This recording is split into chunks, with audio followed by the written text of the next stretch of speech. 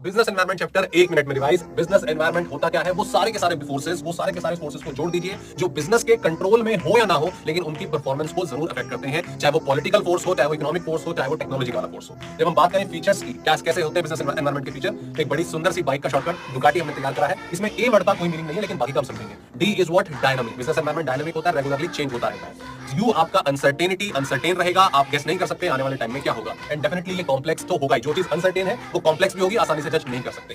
T जो already हमने पढ़ा कि टोटलिटी ऑफ फोर्सेस है। And yes, I is what? Inter related. इतने सारे एनवायरनमेंट होते हैं, इकोनॉमिक, पॉलिटिकल, लीगल, ये सारे के सारे आपस में एक दूसरे से कनेक्टेड रहते हैं। क्यों जरूरी है बिजनेस एनवायरनमेंट को रीड करना, ये वर्ड याद रखिएगा। SWOT, स्ट्रेंथ, वीकनेस, अपॉर्चुनिटी और थ्रेट, इन सब के बारे में प्रॉपर नॉलेज गैदर करना और अपने बिजनेस को आगे ले जाना, इसीलिए बिजनेस एनवायरनमेंट को पढ़ना जरूरी होता है। और गवर्नमेंट पॉलिसीज का क्या असर पड़ता है एक बिजनेस एनवायरनमेंट के ऊपर, तो CTC का शॉर्टकट आप याद रखिए, कंपटीशन, टेक्नोलॉजी एंड कंज्यूमर। इन तीनों के ऊपर कंपटीशन बढ़ता है, टेक्नोलॉजी एडवांस और डायनामिक होती है, और कंज्यूमर के सामने